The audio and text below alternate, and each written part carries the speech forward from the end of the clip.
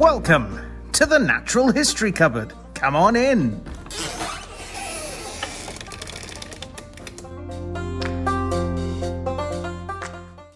And welcome back to the Natural History Cupboard podcast, the place where the weird and wonderful parts of the natural world come together.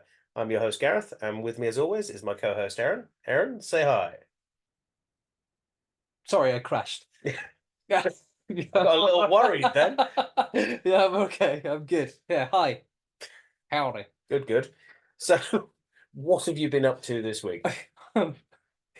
Unfortunately, that's probably a side effect of the craziness of this week. Fair enough. I've not been up to a great deal this week because I had a nightmare editing our last episode because it didn't want to work. The app didn't want to work with the computer, and it was just so stressful. But then a couple of things I have done. I've been working on my van, which has been nice. I went and saw a rubber duck race. I heard a rather disappointing rubber duck race. Yeah.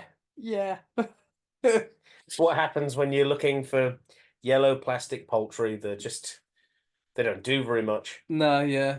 And then I think the highlight of the week though was so I won't say who or where for obvious reasons, I feel. But I met with 3 friends. I took my daughter to see 3 friends and where they work, and she got to hold a snake, which she's been saying recently that she's scared of, which she's not. She doesn't know snakes to be scared of. What's happened is kids at school have told her that it's a scary, slimy thing.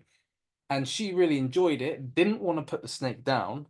And then later in the car, on our way back this evening, I said to her, "So what did we learn about snakes today?" And she said that they're not scary. And that is just a huge win. It's always good, yeah. So the 3 people will probably know that I'm talking about them, but I'm obviously not gonna name them. But they should be very proud of themselves. Fair enough. What have you been up to this week? Not a giant amount either. In fact, the reason why you did most of the editing, which I was very thankful for, is I've been doing most marking this week. So that's pretty much all I've been doing, is going through and marking tons and tons of students' work. But in those brief moments of not marking work, You had to put up with my text messages raging about the app, the software on the computer. No, that was all good. I've had the wonderful joy of watching some of the wildlife that comes to our. I've put a bird feeder on like a sucker thing on our window in our kitchen. Oh yes. And it's surprising how quickly it takes for birds to not only turn up. Obviously, the first few of them freak out the moment they see you standing there whilst you wash the dish and go, "Oh my God," and fly off in the opposite direction. But a lot of them get very used to it very quickly. Right. And they realize, obviously, you're not capable of getting through at them. But obviously, if you move quickly, they'll still freak out. But I've discovered the list of birds has grown. So we've had start off with blue tits and great tits and the occasional robin turning up. Now we've got a juvenile blackbird that's turning up in the garden. Nice. Haven't had any of the long-tailed tits turn up, but they're up in the trees. They don't tend to come down at all. The 2 biggest residents of my garden are a very large wood pigeon, which I'm genuinely surprised is able to land on our windowsill, which is only that wide, push himself up against the glass, and he's not eating from the bird feeders. He's eating all the crumbs that have come down from them. And you'll just walk to the kitchen window, and there's just this pigeon staring in at you, just sort of like, "How's it going?" He's quite interesting. There's that, and probably the more. Well, I'm torn with this one because he's entertaining. I will say it's 100% entertaining. He's a grey squirrel. I thought that was who you were gonna name drop. Obviously, I'm not a fan of grey squirrels because they're not a native species. But at the end of the day, if we were in the process of reintroduction of grey squirrels, red squirrels in the area, I would be 100% behind let's make sure that the numbers are not there. Yeah. But for the meantime, she is very entertaining to watch, because not only is it quite determined to hang on the cage thing, it's determined to obviously try and get through to the fat balls that are in there. But it's not the craftiest squirrel. You see all those ones that are on like puzzles and sort of mazes and everything. This one just sort of hangs on there, and it's slowly got used to me being there. So I've got my kid and gone, okay, now you've got to be quiet. You've got to stand still. Picked him up, put him on the side, and said, look through the window. And the squirrel's just sort of looking, watching, and then just sudden frantic movement from the child. Squirrel freaks out and flies off into the distance. But the other day we had the weirdest visitor, which was a great spotted woodpecker. Nice. Just one of those moments of it landed on the feeder. I'm midway through putting a dish over onto the side. Yeah. Whilst sort of washing it. My phone is on the side. He's looking at me, I'm looking at him, and I'm trying to move ever so slightly to get my phone to take a photo. And then he decides that I've moved too much and flies off. But I haven't seen him since. But it's just quite a bit of fun watching what turns up day to day. So yeah, it's been making use of what's been turning up in those brief moments where I've not been marking. So yeah. Very good. Yeah. Should we move on to our emails then?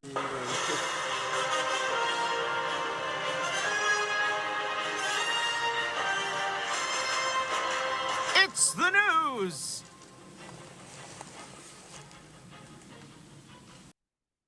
Right, well, we're into the news for this week. Aaron, what do we got?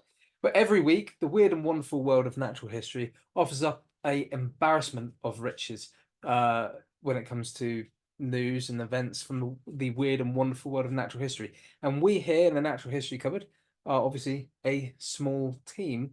However, we want you guys to be kept up to date on all the exciting, good, and odd stories coming to us.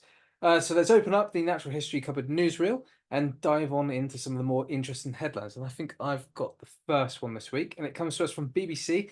And the headline is Lost Mary Ann in Book back in the UK after chance find. And this is the news. Yeah, this is really cool actually, because it's really random. And if you go into it, it's a tale of sales and thefts and all sorts. Anyway, this book. That, and it was her birthday the other week as well. It was, yeah. Which we should have done something for. Anyway, this book was found in Australia just by chance. Yeah, Australia. Of course. And it arrived back in Lyme Regis Museum last Tuesday after being found in the I think it was sold to someone it was sold to a museum in Australia in the 80s from a bookstore, I think, in Oxford. So wow, it's got around a bit then. Yeah, fair enough. Yes. So my specific next news article is it's not really from anywhere specific. It's more of an update following our previous news story, which you may remember we were talking about the thylacine photos that were floating around on a YouTube channel by Forrest Galante. Well, almost within like a day of those videos coming out, things obviously started kicking into gear online. It doesn't take long for people to start recognizing things. And it turns out, unsurprisingly, what was it? You said you were going to buy me like a bottle of Coke. I'll buy you a bottle of Pepsi. It's like, well, your money's safe there. I mean, I think I wanted to say, look, if it turns out to be real, let's get on a plane and go to Tasmania and go look for it ourselves. I think your money would be safe there as well if you'd bet that, because, well, guess what? It wasn't real. It turns out that the photos themselves appear to be from someone who had made a pretty good, actually, thylacine model. Right. Like a posable one. Life-sized and everything. It would appear that the photos of the making of it fit almost perfectly for... You remember I said there was the really dodgy jaw photos? Yeah. Yeah, it fits almost perfectly for that. Almost perfect. And it looks like somebody has then gone over it and made some fairly good, like, digital sort of washes over the top of them. Right, okay. There's a really good video by The Gaming Beaver, who I quite enjoy watching some of his Yeah. bits and pieces, especially the playthrough of Path of Titans, where he does an entire look at the photos themselves. There's some quite damning things as well that didn't stand out to me because I'm not a tech savvy person, but the metadata of each photo is all wrong. Like, which should tell you where it was taken, when it was taken, in what order it was taken. Yeah. The sequence numbers on each of the photos were all completely out. So what should have been like photo after photo after photo, some of them were 60 photos apart, which is instantly like a red flag in some way. Yeah. So yeah, the whole thing, unsurprisingly, was not real.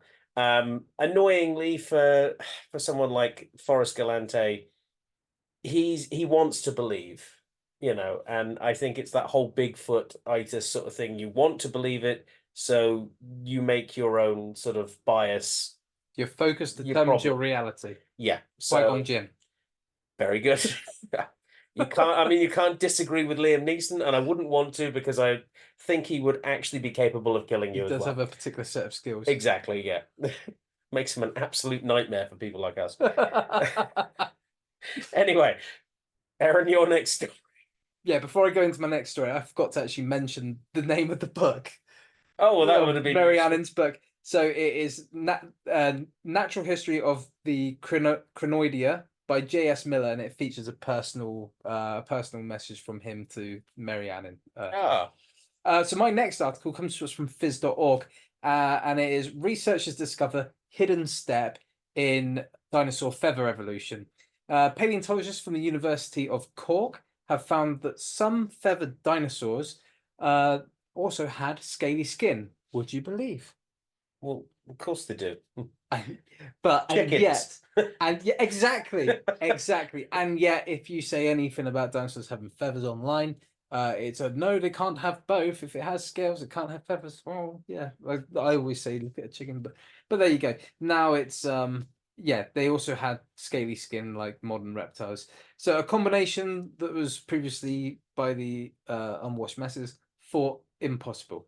The evidence comes from a specimen of Psittacosaurus, Nice. dating back to I think 135 to 135 to 120 million years ago, and it displays on parts of the body where feathers were absent, like on chickens.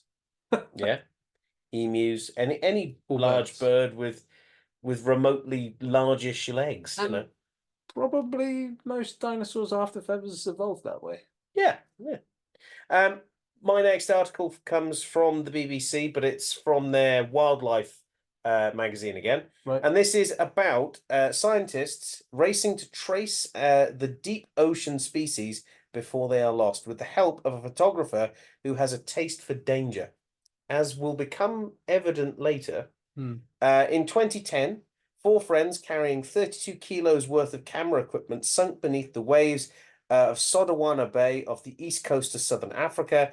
And this is where the photographer, Laurent Balsetta, stared directly into the eyes of a creature once thought to have died out with the dinosaurs, making the first diver to photograph a living coelacanth. So this is quite a while ago, obviously in 2010, but they basically set out to photograph coelacanths, and he's one of the first people to get really good photos of them in the wild.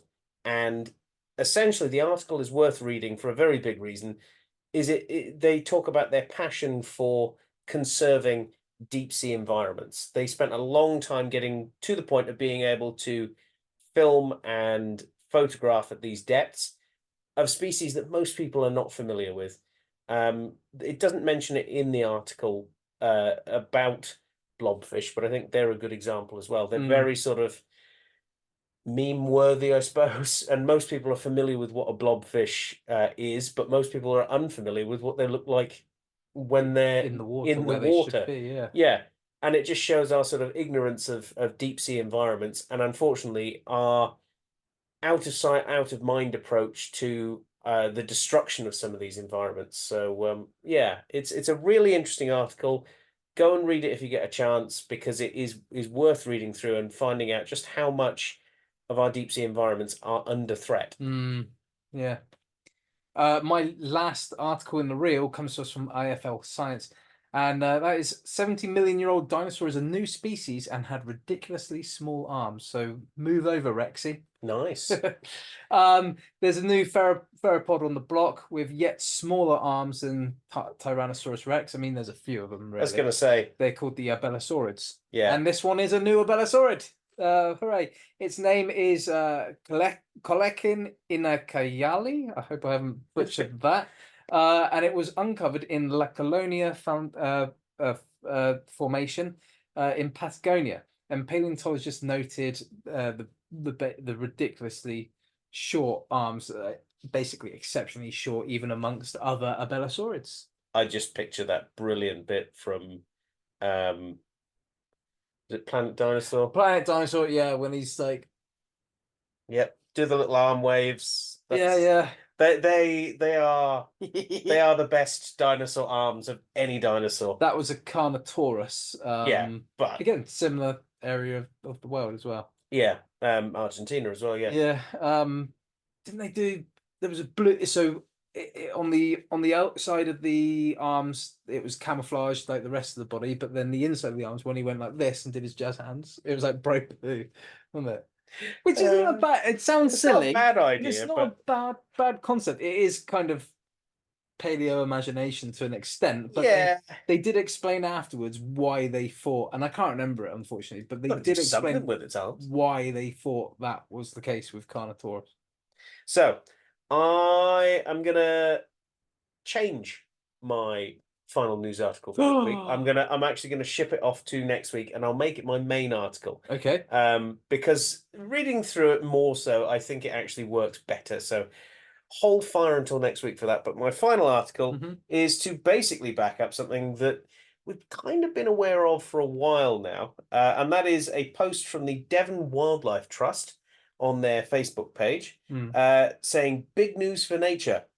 Devon Wildlife Trust is proud to partner with the Dartmoor National Park, Exmoor National Park, Forestry England, National Trust, Somerset Wildlife Trust, and the Woodland Trust in leading an exciting reintroduction plan in Dartmoor and Exmoor to bring back, after 150 years, pine martens to Dartmoor and Exmoor. Excellent. And returning them to the southwest where they should be. So pine martens bounce back. The Two Moors Pine Martens project is being made possible by National Lottery Heritage Fund. And basically, every time you play the lottery, that money is going to a variety of different causes, and that's one of them, which is a good thing. It's a good one, yeah. And it's basically looking to restore these fantastic animals to the southwest. So the reason I say that it's something that we've kind of known about for a while, they seem to be more than a few reports of these animals within Dartmoor and Exmoor and even around this way. I was going to say even outside. We know they're here to an extent, but evidently the numbers just aren't big enough. And they're hoping to bring them back. Annoyingly, it being a Facebook post, some of the comments were wonderful. I mean, entertainment at its highest. People going, well, will my chickens be safe? I knew that was coming. It depends. Are you keeping your chickens in something that a pine marten can get into? It's something that I've said before. Is your enclosure designed to keep the chickens in or keep predators out? Exactly. Most cases, from what I've seen around Devon, most cases are to keep the chickens in. Yeah, and very pine poorly at that. Gonna get in and eat your chickens. So yeah, it's learning to live with wildlife. But when I first read it, I didn't read chickens. I thought it said children. Oh, right. So are our children going to be safe? The comments were, as you could probably expect, a load of ridiculousness aimed at a creature that is not going to do half of those things and not be bothered with half of those things. So yeah, I mean, based on what I said in our intro, I can't wait until I get pine martens in my garden, and that's what turns up to eat things in the garden. That'd be one particularly fat squirrel. Yeah, pine martens. Pine martens would be a very cool addition to Devon. Yeah, very cool, and I can't wait for that to become a reality. Yeah. Well, that just about wraps it up for this week's installment of the Natural History Cupboard newsreel. Guys, remember, if you have topics of interest or news articles at home that you want us to cover, send them in. You can do it in any of the ways that you normally can reach us, Facebook and Gmail, etc. Or you can send a very fat squirrel to his bird feeder with a message. With a note attached. And you just might see your chosen topic covered here in the newsreel, or in this bit, which is the main topic of discussion. And this week, our main topic of discussion is come from me. It's I can't remember the source, which is really bad. I'm sorry, but it's world's first jaguar born by artificial insemination was eaten by its mum. Oh, Yeah. so it was a real going up, and right back down again. Yeah, so vets from Mata-Ciliar, I think that's how that's pronounced. It's an environmental organization based in Brazil. They've heralded the first birth of a jaguar that was created through the artificial insemination of an adult female in the race to conserve this endangered species. Unfortunately, the cub was not to survive it, and the mother later ate it. Now, consumption, this is actually the reason why I chose this article, because people online are going absolutely wild about like how we should leave nature to nature. By the way, if we did that in today's world, that endangered species would be an extinct species. And how captivity is bad and stuff like that. Well, shut up, because the consumption of cubs is in felid species, in other predatory species, but primarily in felid species, is actually super common, both in the wild and in captivity. Usually with first time mums welcoming their first litter. Now, as I say, it happens in captivity and the wild. So I just want to stress that bit. Okay. Now, so the outcome obviously was not completely unexpected among the researchers, although it was a bit of a kick in the teeth because it was exciting news for them. In this case, the female was a new mother. She was 5 years at the time of 5 years old at the time of giving birth to this cub, and it was her first cub. So it's pretty much a textbook example of what happens, and usually in captivity and presumably in the wild too, because otherwise they wouldn't survive. Usually the second litter will come along and she'll know what she's doing. So yeah, the team were quick to assert that the cause of death, whilst unknown, is not thought to be related to directly to mum. They don't think she outright killed it. Oh right, okay. I was going to say cause of death being eaten by a jaguar, surely. No, she didn't dispatch it and consume it. There is a chance that it died from neglect. That tends to be what happens in these instances. It tends to be a bit of, oh, I don't know what I'm doing, and oh, you're a scary thing, because big cats are actually incredibly scared animals. I wouldn't say cowardly like I would say with wolves, but they are flighty. I remember sneezing in the presence of a lion once, and it damn near messed its pants. So yeah, they don't know because the camera feed wasn't operating, and the body wasn't available to them to do an autopsy. So they don't, or necropsy. So they don't know why this cub died. All they know is that it died about 2 days after birth, and then mum ate it. Sometimes it can be that the young are just a bit sickly, and genetically so presumably it was an artificial insemination from a male, and so then using her as well. So presumably there's a chance that genetically there might be something wrong with her that's been passed down, or it might just have been a particularly sickly week. I think it's I think the latter is more likely from the sounds of it, because this project kind of follows a similar vein to stud books in zoos, in that the individuals involved are intensely, in this case it was really intense, but yeah, in stud books in captivity in good functional zoos, they're intensely scrutinized, the individuals, on the grounds of genetic viability, whether they're like how distantly related or not related they are. um uh, there's all sorts of things that go into it, basically. And this particular project, included, I think, one sperm donated male and five females that were to be impregnated, and she was the first successful one to bring it through gestation to birth. So my gut feeling is that it's neglect, but my second thought is that it might have been, like you say, it might have been weak, just a weaker cub. And the only reason that I go to those ones is because that is literally, like I say, this is pretty textbook. Yeah. So I think we're pretty safe in assuming the whole event was probably pretty textbook too. Not assuming, inferring. Yeah. So yeah, I think it's either one of those two. Either she neglected it or it was a bit sickly and weak. But either way, the chances of her doing this again with the next litter are, well, I can't remember the statistic. I don't want to say it if it's wrong, but it lowers substantially, and then after the second litter, successful or not, it drops again. There's like big leaps. So she's got a good chance of doing the second litter. Even if they were to do it again and it would happen again, presumably they would go, right, okay, we're not doing it a third time with her. We'll move on to a different jaguar and do the same thing.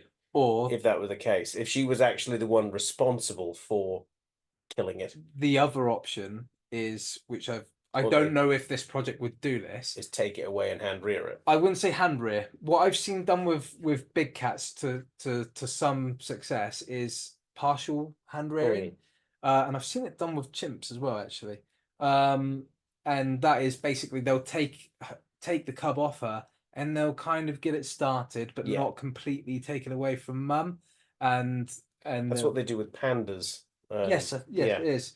So yeah, that's if it was to be unsuccessful a third or fourth time, that's where I see it going. Because at this point, with jaguar, and also with some other big cats too, some other felids. If you look at Scottish wildcats, they are so close to extinction now that you have to step in. But yeah, I think it was 5 females that were chosen. They were intensely screened to work out if they were viable. And 1 male who again was intensely screened to work out if he was viable. So I guess the last things to finish up on with this is that essentially, despite this kind of tragic ending, they're still hailing, the researchers are still hailing, and we should all still be hailing this as a massive kind of milestone achievement in artificial insemination with big cats, and also in the conservation of this, like I say, endangered species. So this is actually, even though it had a sad end, this is actually a celebratory moment. But yeah, successful artificial insemination pregnancies open up an entire world of options for conservation breeding. And also, if we really got the hang of this, there is scope for things like storing sperm on ice, which I think we already do, but in like frozen zoos and stuff. But storing this stuff on ice to be used at a later date, there's scope for, instead of sending big cats around, which can be stressful and dangerous for everybody involved, us and the cats, expensive as well, and expensive, we can potentially send it's a lot easier that way. I won't say where, but I worked with big cats that were on a breeding program. I won't say what species, just in case, but I worked with big cats on a breeding program, and when the male was introduced to the female, unfortunately, it's a fun time. The female was killed. Yeah, it's not good. That's not good for anybody. So this could potentially help, if we could get a grasp on it. This could really benefit conservation and boosting numbers. That's pretty cool. Even in the wild. Let's take one of those news stories, the one that I had about coelacanths, and well, let's take it to the next step actually, into our creature feature, shall we? Yeah. It's the creature feature. Right. This week, Aaron, I want to start our creature feature in December of 1938. It's very specific. In a very specific, because it's one day made it made the difference basically between us being aware and not being aware. It's one of those moments in a humble fishing market in East London, South Africa, not East London, the UK. Yeah, it's that usual thing. We turn up in a place and go, yes, this reminds me of London, but specifically East London. Anyway, so we start in this tiny little fishing market with Marjorie Courtney Latimer, sorry. She's a local museum curator, and she has a keen eye for the unusual. And the discovery that she'd make on this particular day, this December day in 1938, would shake the scientific world from this point on. So among the unusual haul of fish that were basically laid out in this fishing market, she spotted a blue-finned, prehistoric-looking creature. Its appearance was unlike anything that she'd ever seen before, and she knew that it wasn't something that... Let me rephrase that, actually. It wasn't anything that she'd seen before in this time frame. Right. She instinctively knew it was something extraordinary. She knew it wasn't something normal and wasn't something that you would normally find being hauled in a fisherman's net. Although even that will prove to be wrong as we go on. Realizing the significance of her find, Courtney basically contacted a friend of hers, Professor J.L.B. Smith, an expert in ichthyology. An ichthyologist is? Fish researcher. Yes, Fish yeah, someone who studies fish. Sending him a drawing of the fish, and he confirmed the fish's importance with a very famous cable back to her, stating, most important, preserved skeleton and gills of fish described. So she did exactly that. She paid the local market stall owner and bought this fish. Smith was astounded when he saw the sketches and the photographs of the fish later on, recognizing it immediately as a coelacanth. A living fossil is a term that's quite often used as well, thought extinct for millions of years. And as you can probably guess, we are looking at, well, coelacanths this week. And it's good because it means I get to give you another impromptu fish taxonomy lesson. Oh yeah. So last week they had to wasn't tolerate my skull anatomy. Oh yeah, we're harking back to a couple of episodes train ago. wreck of a biology class. No, that was good. It was good. It was good. Okay, fair enough. So, as you may remember from about 2 episodes ago, there are 3 groups of fish. Can you name all 3, actually? The bony fish, the cartilaginous fish, and then there's, I can't remember the actual specific name, but it's basically the ones such as and now that name's gone from my mind. Basically the sucker fish that have the very primitive jaws, and would normally be seen attached to something like a big shark or a whale. And I can't remember what there's like lampreys are part of that group. Lampreys are part of them. So the 3 groups are Agnatha, which is the jawless fishes, containing the hagfish and the lamprey. Yes. Don't tend to see them in salt water. They're pretty much fresh water. Yeah. The other group is the cartilaginous fishes, which is otherwise known as chondrichthyes, which is sharks, rays, skates, sturgeon as well are another one in there, very primitive fish. And then the third group, which is the osteichthyes, the bony fish. So those are the 3 groups. Well, it's to osteichthyes we're digging into a little bit deeper now, because osteichthyes is broken down further again into 2 main groups. And this will make things make more sense as we go along. So it's broken into two main families, Acipterygii, and I probably butchered that, which is basically the ray-finned fishes, the majority of fish that we know of in the world. The ones that you name a fish, people think of a fish. Most fish fall into that group. But there is a group called Sarcopterygii, which are known as the fleshy-finned fish. The fleshy-finned fish are basically otherwise known more colloquially as the lobed-finned fish. Yes. Now, interestingly enough, can you name me a member of Sarcopterygii other than the coelacanth? No, I can't. But could I just throw out a random guess and see how wrong I am? No. Okay. What about Dunkleosteus? No. Yeah, there we go. No. Done it. Mission accomplished. No. They're in a totally extinct group. Yeah. I imagine that was the case because I vaguely remember it from New Creature Feature.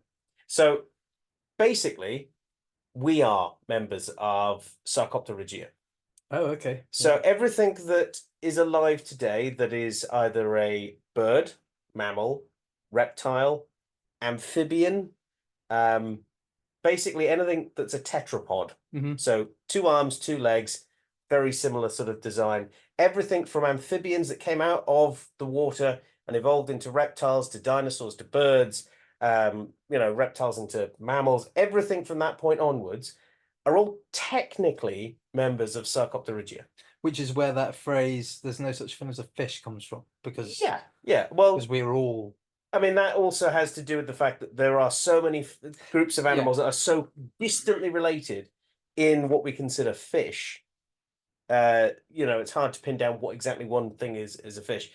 I prefer to go with the group of, the saying of, embrace your inner fish. I like that. So we've all got a bit of fish in us. It depends if you go down the fish and chip shop, then you'll have even more fish in you. These lobed-fin fish include the coelacanth. They also include all ancestors to today's tetrapods. Like I say, everything from fish coming out of the water and evolving into a variety of different land-based animals.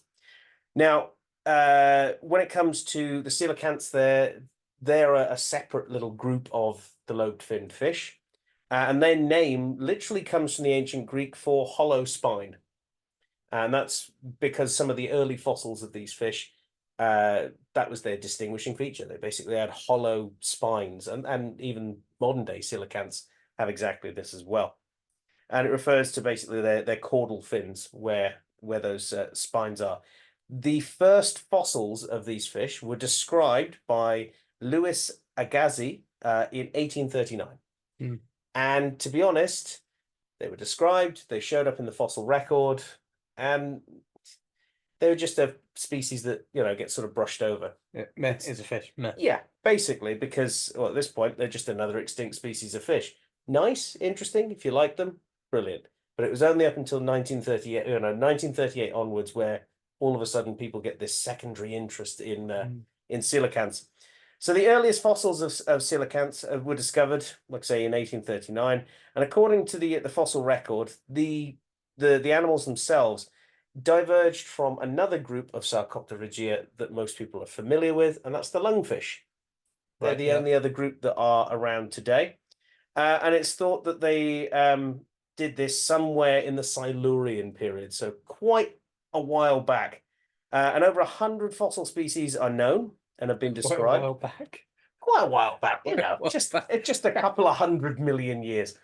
The oldest fossil coelacanths date back to around 420 to 410 million years ago in the Devonian era, otherwise known as the era of fishes, and cream on scones and jam on scones. I don't know. I'm not going to bring that up. Anyway. No, I'm resisting. So coelacanths were basically never a very diverse group of fish. Right. They basically appeared and decided to do very similar things throughout most of their sort of existence. And in comparison to other fish groups, they basically reached peak coelacanth, peak diversity, in the early Triassic period, about 252 to 247 million years ago. coinciding with a burst of diversification between the end of the Permian and the middle Triassic. So basically, everything's starting to get back on its feet.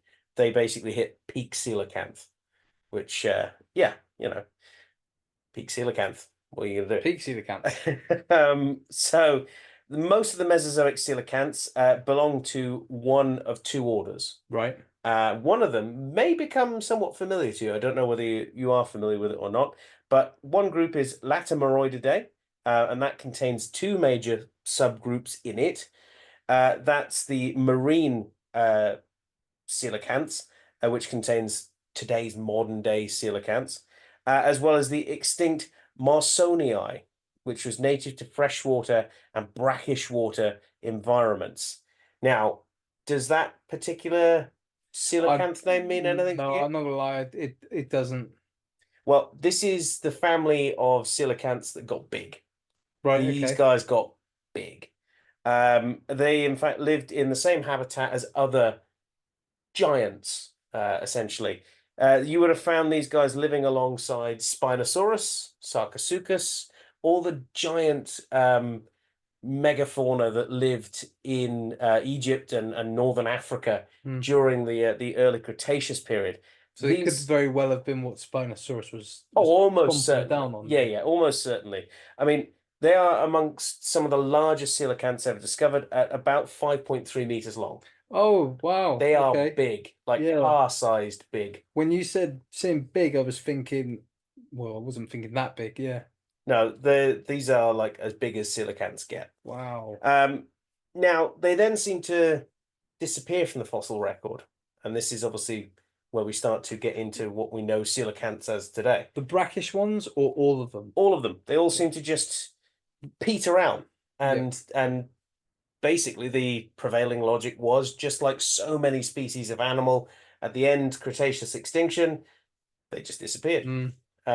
So, they went the way of the non-avian dinosaurs and were gone. However, well, 1938 obviously proved that wrong. Basically, what was noticed about that fish in the marketplace set in motion a revival about this group of fish that had not been studied much before this. Like I say, they were just seen as quite boring, bland fish, to be honest. Just another fossil fish in the record, and I'm sure there were plenty of paleontologists who were fish experts on them, but they would have been quite niche. It's only when we start to see it making this reappearance that we consider it to be, I would say, in the popular eye. Yeah, pop culture. Yeah. So 1938 that's the year of the coelacanth celebration. I suppose we could put it like that, yes. So it sees an example of what's known as a Lazarus taxa. Yes. Which is named after Lazarus. In fact, you're probably more familiar with it from a DC point of view, I'd imagine. Yeah.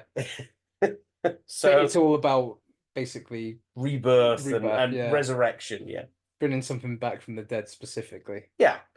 So the fossil record basically showed that these fish had disappeared. And when in 1938 the West Indian Ocean coelacanth was discovered, it was found along the Comoros Islands, Kenya, Tanzania, Mozambique, Madagascar, Isimasangaliso Wetland Park off the southern coast of KwaZulu-Natal in southern Africa. I probably butchered that, but my Swahili is non-existent, shall we say? It's probably the best. Rusty? Yeah, it's a bit rusty. Yeah. So they are spread along the sort of southern and eastern side of Africa, and they're in deep water, quite deep water. That's one of the big reasons why they weren't found for many years, because they weren't a normal fish to have been seen by most people. Now, believe it or not, there is a second species of coelacanth. This second species was discovered in 1999.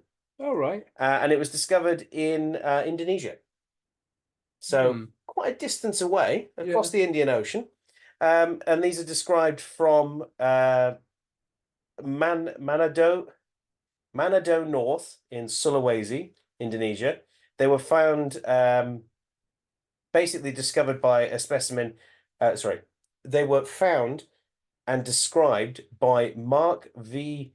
Erdeman in 1998, along with his wife Arnaz Meheta.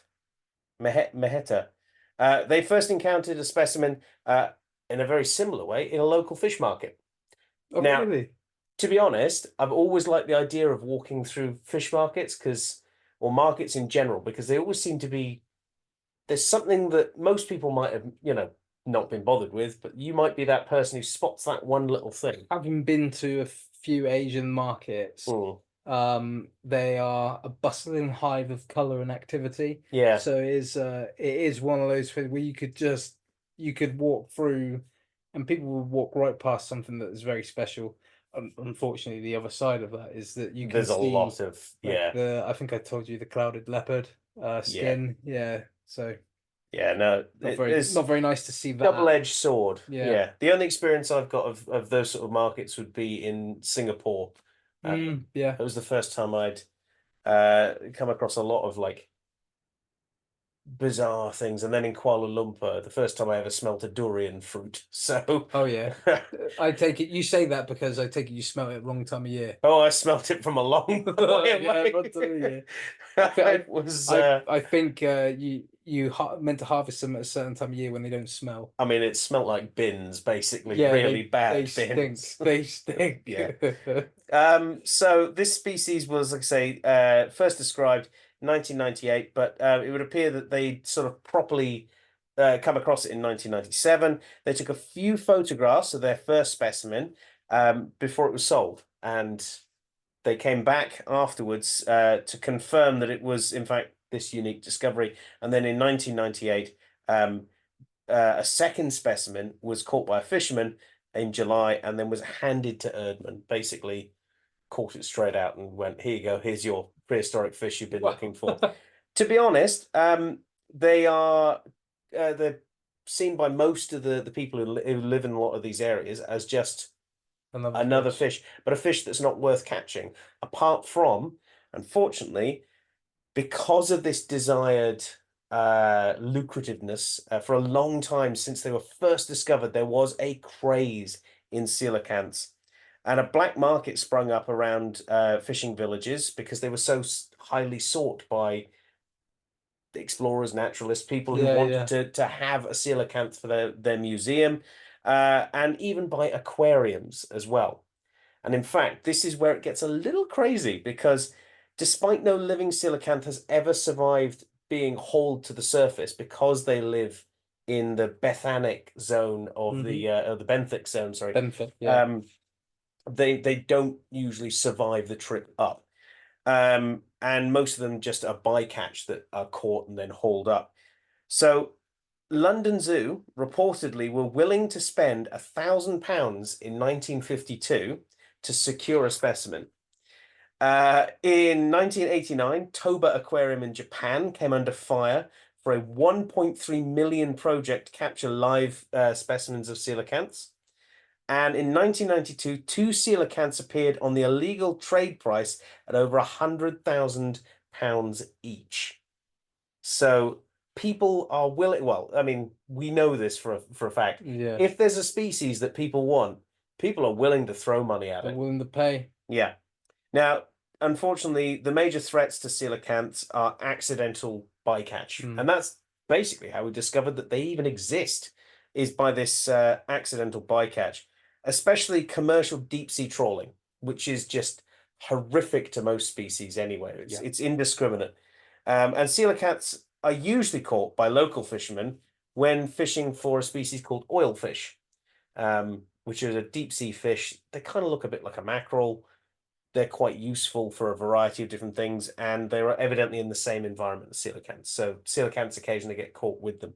The fishermen would sometimes snag a coelacanth, and because traditionally they would fish at night when the oilfish and coelacanths are most active, this is obviously when they're going to encounter them.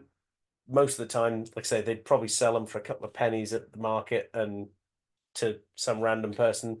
Do they have to coelacanths? do people eat them? No, they're apparently terrible.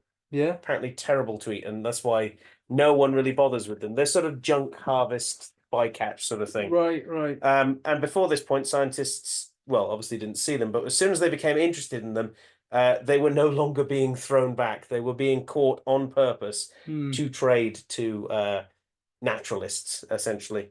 And it was a real problem in the 1980s for coelacanth populations, which we know are quite low anyway. And internationally, aid was given to basically allow to give fiberglass boats to a lot of the local fishermen so that they could go beyond the areas where the coelacanths traditionally are, which are closer to the coast Right. than where the fishermen could obviously get to. So the fishermen in their sort of smaller traditional boats weren't seaworthy enough to go further out to get a decent catch of these oil fish as well. So money was basically put aside to get these guys proper boats so that they could go out further and avoid catching coelacanths by accident. Helping the local people, Yeah. and help in order to help the livestock. Yeah, Yeah, a really livestock, good the thing. wild stock.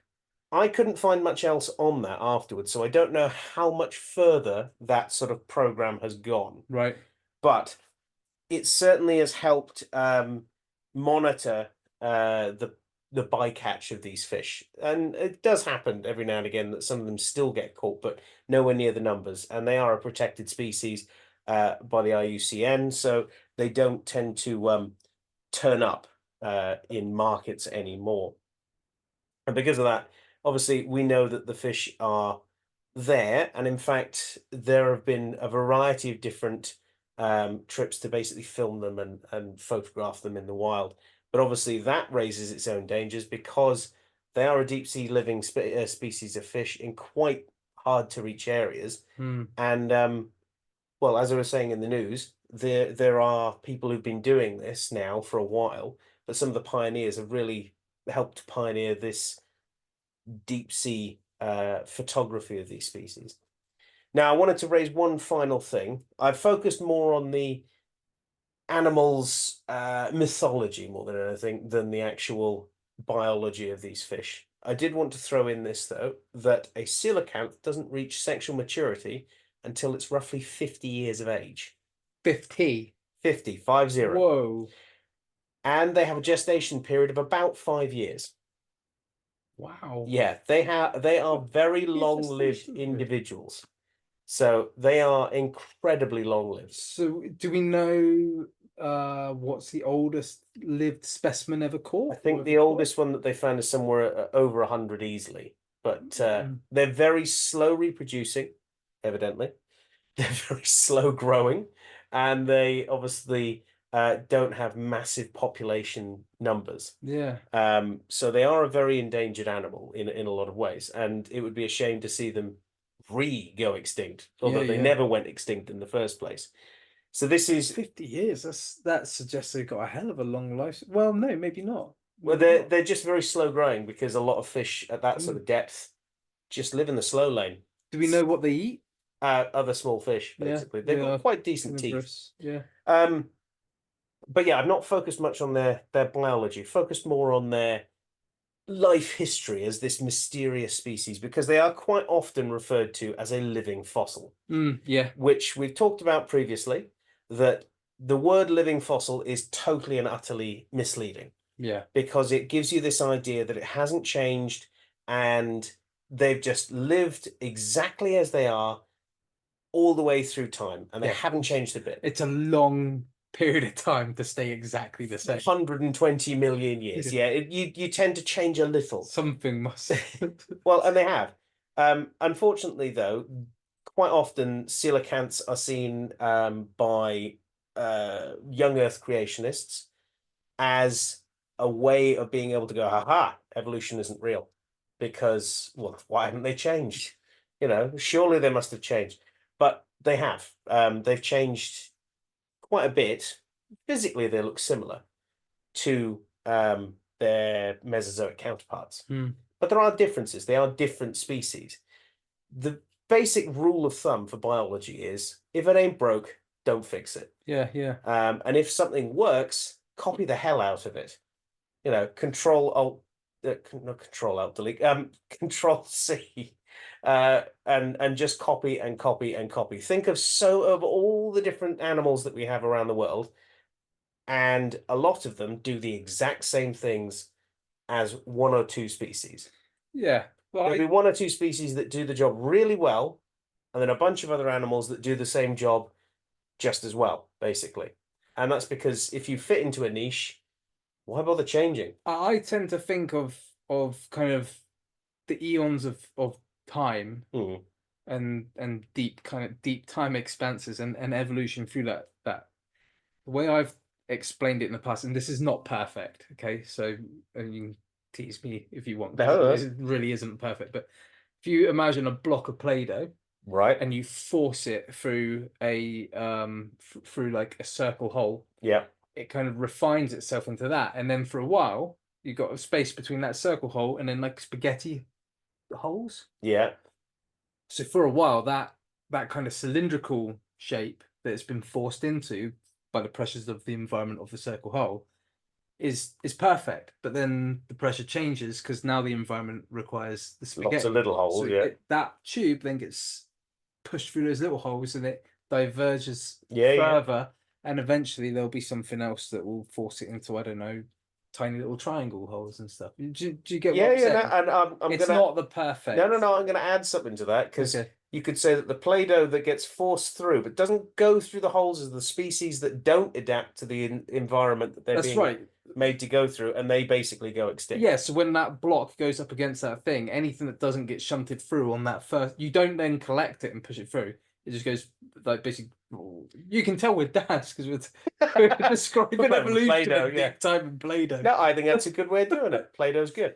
But yeah, unfortunately, the term living fossil, as referred to for things like sharks, crocodiles, coelacanths, all sorts of tuataras. I'm wearing a tuatara on my shirt.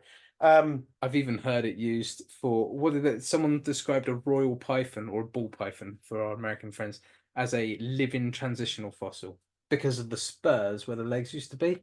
And I said, that's not entirely the way to think about that, but yeah, it's a really misleading term. The correct term should be Lazarus taxa. They're ones that have reappeared, and it's only through our, I would say, ignorance and lack of exploration. How much of the ocean have we actually discovered? Things. Well, we know more about space than the ocean, Exactly. don't we? So it is no wonder that we didn't find it until that point, because we weren't doing proper deep sea exploration. Now, that's not to say that there are now dinosaurs hiding in some Megalodons. There are no megalodons. They went extinct, and no matter how many people go, why not? It's because we would notice there'd be half whales drifting up on beaches, things like that. We obviously could expect to find maybe one or two small prehistoric creatures like that, fish that are probably present in the fossil record, but they have changed considerably. They're just doing things slowly. Yeah. There's no need to rush if you live in an environment that's pretty much been stable for millions of years. And you don't breed very often. And yeah, exactly. That's true as well. And keep in mind that what we consider a living fossil, for something like a crocodile, for instance, they are the former shadow of a massive dynasty that used to encompass everything from tree-living crocodiles to herbivorous crocodiles to hoofed ones, armadillo-like crocodiles, giant dinosaur-eating crocodiles, and we're left with also a very small, very similar leftover bit. Some crocodilomorphs actually looked very much like theropod dinosaurs as well. There was a time when crocodiles ruled the earth. They were the dominant thing, really. So what we're left with is the survivor. We really shouldn't think of what we have as the be all and end all, because we have a bit of a family. So yeah, the coelacanth is an utterly fascinating animal, one that deserves a good amount of protection for the simple reason that it is threatened by human intervention, pollution, overfishing, and habitat destruction in sort of deep sea mining and things like that. and because they've got such a slow growth rate and everything. But they are a truly fascinating species that I think if anyone goes to a museum, it's usually one of those fish species that is there, sort of pickled in a jar or preserved in a glass tank. They instantly draw people to it, and it's instantly recognizable as this large lobed-finned ancestor to all of us. So embrace your inner fish, everyone. That's what I'm going to say. So yeah. Well, should we well, I was going to say, should we waddle up onto the land? That's probably more accurate, actually. Yeah. And head into our emails for this week. Yes, let's do it. Bing! You've got mail. Ooh, it's an email. Right, we're into this week's emails, and we're going to start things off with last week's question, which was, what is your favorite Asian dinosaur and why? Unfortunately, only one person seemed to have their favorite Asian dinosaur. Yeah. So, I mean, it's a bit of a niche one, I suppose. But then again, if you think about a lot of the dinosaurs you might be familiar with, a lot of them are Asian dinosaurs. And that came from Matt Jack Dupe, who has said Therizinosaurus, the giant claws, and a herbivorous theropod. I think I said That was one of yours. I think it was one of the ones I said along there. It's just such a bizarre looking thing. So yeah. Well, it's a cool one. Moving on then to something hopefully we get slightly more responses for this week is this week's question is, what is your favorite fish species and why? And this is for no other reason than, well, we just did the coelacanth, which is one of my favorite fish species, although I'm going to throw in there as well. I mean, the more that I've taught aquatics and fish biology to students, the more I've found myself enjoying other species of fish, but pike are certainly up there, and we've got an episode on pike, which I will try and link into this week's episode. Definitely go and check that one out, because they're the predatory missile-like fish that just they're unbeaten in British waterways for like an aggressive killer fish, really. I think. I really quite like barramundi. They were one of the first big fish I ever kept as a small species. Bircher or bisher, also done an episode on those. Like I say, I like too many species of fish. I found myself becoming particularly ichthy. I like fish. If I had the space, the money, and the time, I would have many fish tanks, I think. Very big ones as well. Yeah. I like arapaima. They're cool. What about you? Well, I think I'm not gonna lie. This is not gonna be the most exciting answer. Is it gonna be cod and chips? No, although I was thinking, do I say I like salmon when it's smoked? That's fine. I like smoked salmon as well. No, it's not a particularly exciting one, I think, for people who will be watching this podcast or listening to this podcast. But if I'm being truly honest, I think my top 4 of my top 5 favorite fish are fish that you could very easily keep at home. Yeah, I mean, that's what makes them appealing as well. I have had when I was younger. I think, I mean, we had cats. They're not a fish. A rabbit and stuff. Yeah, I know, but I don't think I ever appreciated like looking after them so much. I liked their companionship, but I didn't ever appreciate looking after them. But I think my mum and dad did a really good job where we had a fish tank, tropical fish tank, and I do remember both my mum and my dad helping me showing me doing the water changes on the tanks and feeding them with the fish flake and stuff. And I have to say, I think because of those experiences, and it's always stuck with me, and I do talk about particularly the silver sharks a lot. Oh yeah, they're quite nice. We had silver sharks. We had other fish, but we had silver sharks and neon tetras.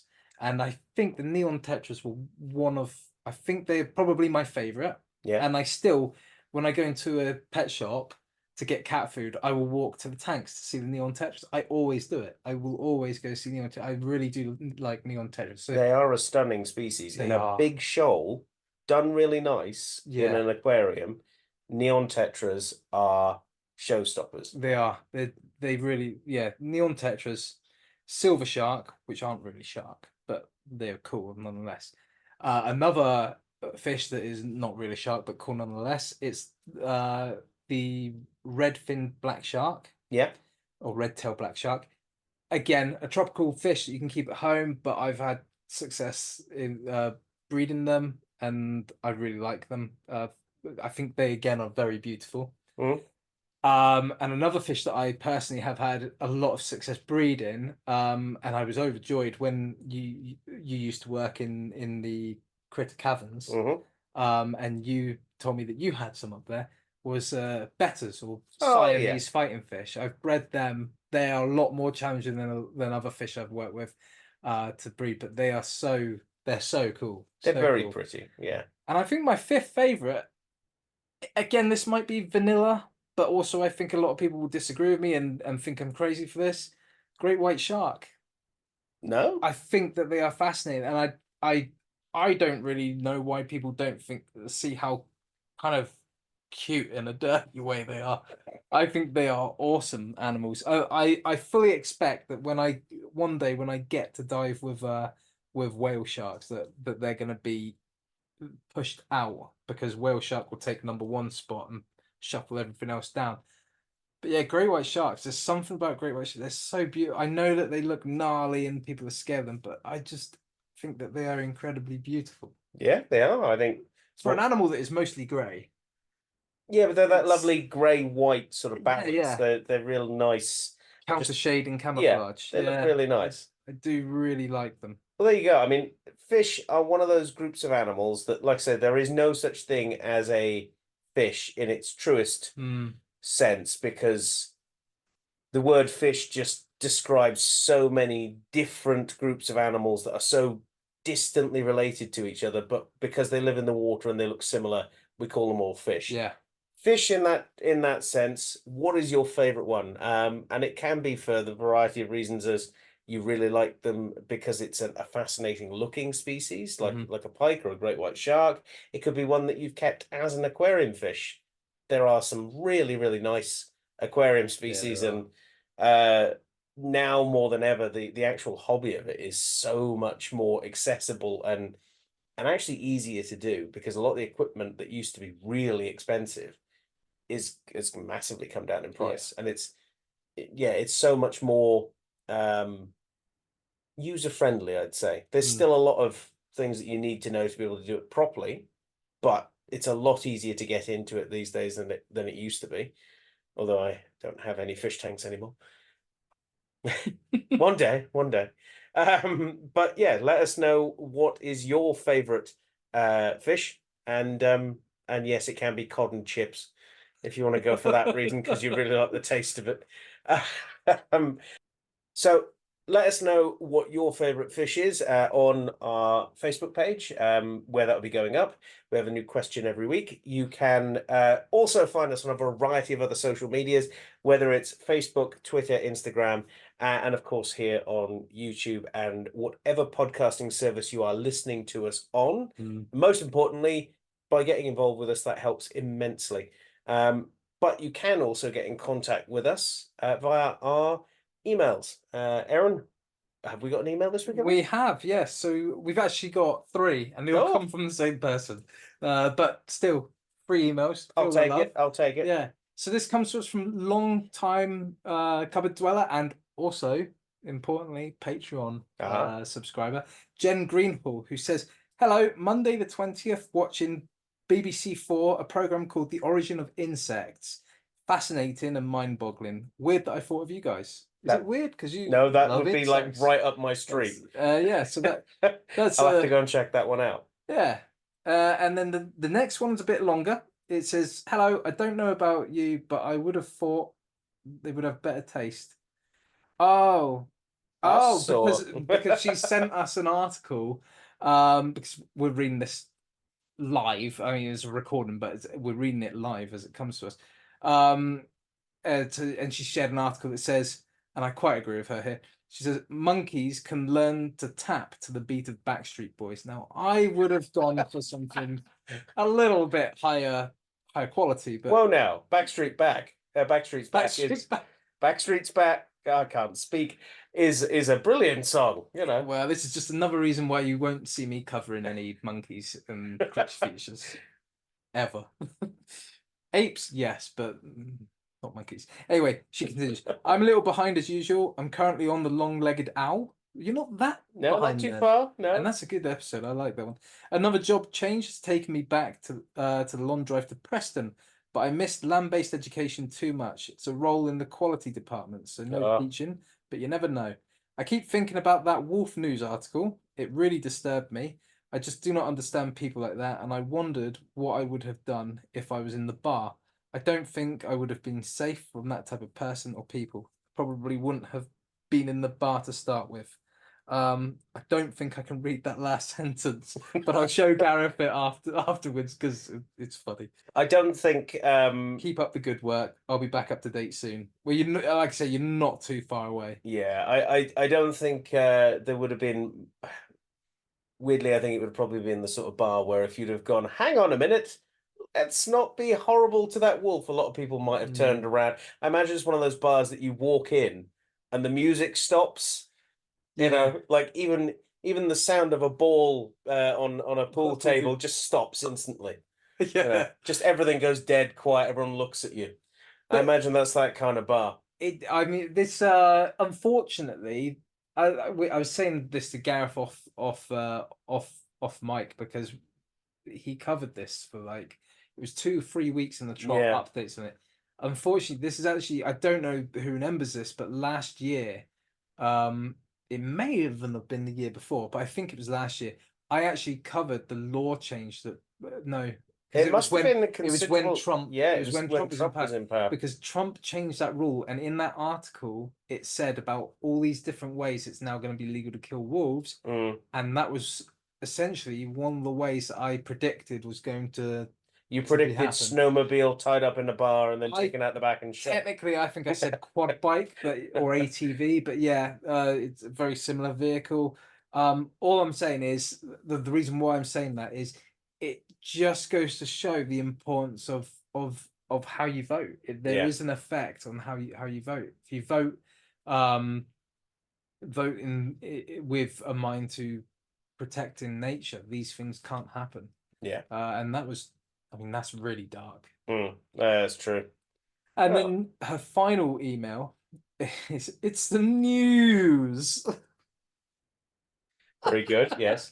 Hello, quick link here popped up on my Facebook feed. Have a good day. And it's the headline is Argentinian farmer, archaeology and lost civilizations. We won't go into that right now. We'll have a look at that, and that might be a news article for next week. The news. In the news, yeah. Thank you very much for those emails, Jen. That's fantastic. And it just shows if you send us an email, well, apart from the fact we'll read it out, but it also shows that you can send us in your articles as well if you want us to cover something in the news. There is another way that you can obviously get involved and in contact with us as well, and that is through our Patreons, of which Aaron is going to tell us about now. That's right. Every week we like to give a little love back by shouting out the names of our wonderful Patreon supporters. Now, these are the cupboard dwellers who are kind enough to support us through a small monetary contribution, for which we are grateful beyond words. And those people are, of course, Fogtober, Jen Greenhall, Connie P, Chelsea McKee, Nick to Nick, and Justin Knife. Guys, your financial contributions are actively helping us here in the Natural History Cupboard in a myriad of ways, including developing a makeshift studio, planning. This is solid walls. Solid concrete walls. Planning excursions. We might have some news on that at a later date. Considering technical upgrades, I'm sure you've heard us moan about the tech that we've got and that we need to upgrade that. And actually making this jump from a solely audio podcast to a YouTube podcast, so that you guys can actually see us and put faces to the names that you already know. So yeah, we really cannot thank you enough. Now, we appreciate all of our cupboard dwellers and the support you offer us through listening, liking, sharing, and subscribing. But if you feel we've earned it and you're considering joining our Patreon, there are two options through which you can do so, and that's the Nature Nerds and the Animal Ambassadors. But again, again, thank you so very much for your continued support. So that's quite true. It's not all about money as well. There are a myriad of ways that you can help us out just by watching this video, liking, subscribing on whatever service you are listening to us or watching us on, whether it is YouTube or whether it is on our various different podcasting apps that we appear on. All of those things help us out immensely. Interacting with us on social media. Literally just commenting hi guys, answering the question on Facebook, or literally just commenting hi guys on our YouTube videos. Yeah, and we'll do our best to respond to all the ones that we get if we can. And I think at some point we've been eyeing up the idea of maybe even doing a couple of live streams again. Yeah, Slightly less insane than all the way back when we did our 100th episode, where we tried to do a live stream from this very same building as well, just on the other side of that wall, which didn't go too badly. It didn't go too badly. It was just I feel it was a bit too long for something that didn't have too much structure. Yeah. But we do have something special planned this year, don't we? Which we won't go into right now. But because it's this year, we'll be marking our 200th episode, which is mad to think about it. I think I said when Drew was still here that only 1% of podcasts that have started actually even make it to episode 20. Yeah. And we're 10 times that amount down the road. That's insane. It is a bit. Yeah, so we'll be adding bits and pieces here and there, and like I say, now we are on YouTube. All of those algorithm things, we're all over again and starting all of those. So yeah, a big thank you to everyone who's done any of those things, and for watching, listening, all of those sort of things. But that pretty much brings us to the end of this week's episode. It does, unfortunately. Yeah, a big thank you, Aaron. Thank you very much for tolerating me on yet another episode of the Natural History Cupboard. And a big thank you to you at home for listening. And we'll see you next time here in the Natural History Cupboard. Bye. Cheerio. One does not simply disappear for 66 million years without leaving a note.